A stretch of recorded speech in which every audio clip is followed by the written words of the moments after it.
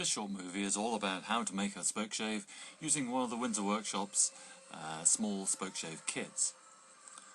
Here I am taking the contents out of the box, and in there is a hard maple block with a Hock spoke shave blade already inserted in the block, and there are also two set screws threaded into the wood which act as depth stops. At this stage all the blade and the set screws need to be removed from the block in preparation for shaping the spoke shave. Now we have the empty block, and it's time to mark it up so that one can use the bandsaw to remove the bulk of the wood before smoothing and creating the final shape. I'm marking here the area around the blade and the knurled brass knobs which hold the blade into the block because you don't really want to take any wood out of that section. And on the end here I'm marking the profile that I want at the very ends. The shape that you create is really entirely up to you. There are very few rights and wrongs. Here I'm creating a sort of concave curve between the end and where the blade sits on one side, and this is on the top surface of the block, and I'll do the same on the other side of the top. And these curves can be either concave, as in this case, or convex, or any shape you like. These are not traditional spoke shave shapes, but I think they work well. Now I've taken it over to the bandsaw, and I'm cutting to these lines, first on one side, and then the other. This is a rather large bandsaw with a very coarse blade, but it is perfectly adequate for this. If you were going for a more complicated shape, then you'd probably want a smaller bandsaw.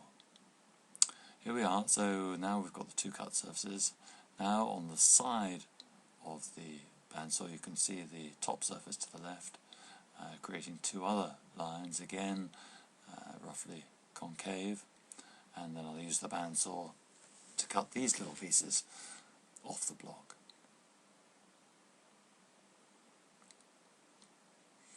Back to the bandsaw, take off the parts marked,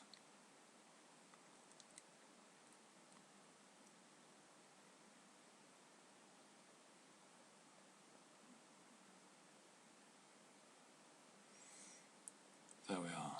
And then at this stage, or even before you've gone to the bandsaw, you can cut the pocket through the block, which allows the shavings to escape.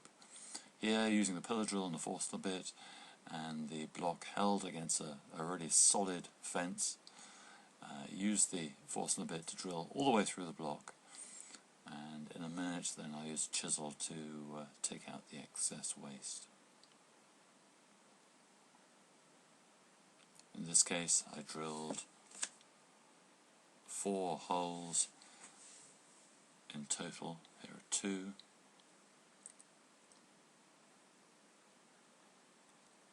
Here's the third hole.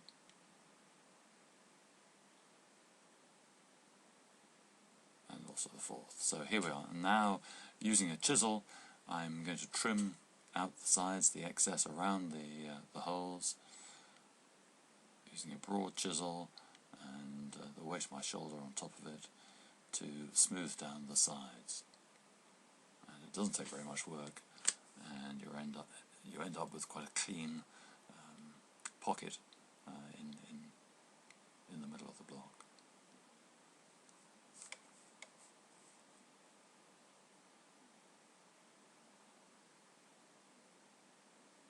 And there we are, almost ready for shaping.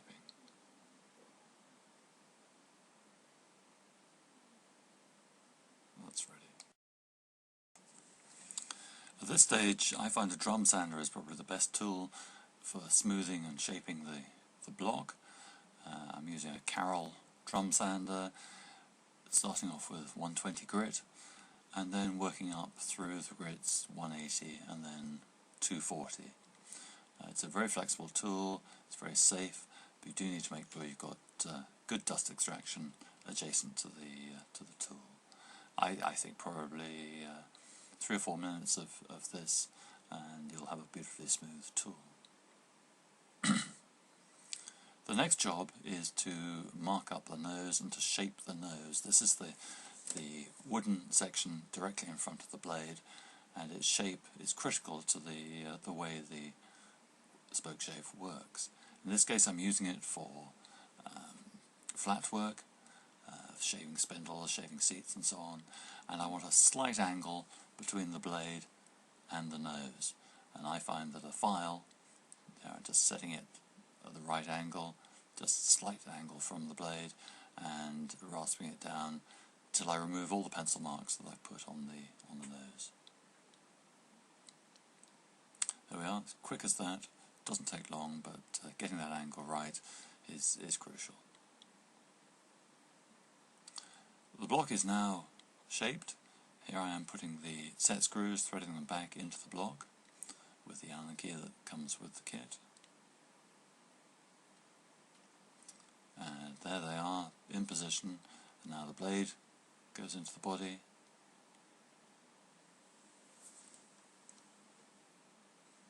Get it the right way around, it does help. And then the 2 brass knurled knobs go on top of the threaded posts and they pull the blade up onto the set screws, which protrude through the bottom of the block. And it's just a matter of adjusting the set screws until you have the right amount of blade showing in front of the nose. And that's really it. The tool now is ready for use. And this is a dry ash spindle to use it on for the very first time. This is using the blade straight out of the box, it hasn't even been polished, lovely fine shavings, and the crucial thing, holding it lightly with fingertips around the blade. Have one more go. And you see a lovely fine shavings coming off, and this is what I do to finish off the spindles in my chairs. The shavings don't seem to get bunged up. There we are, nice fine shavings and a great tool, and it should last me for many years.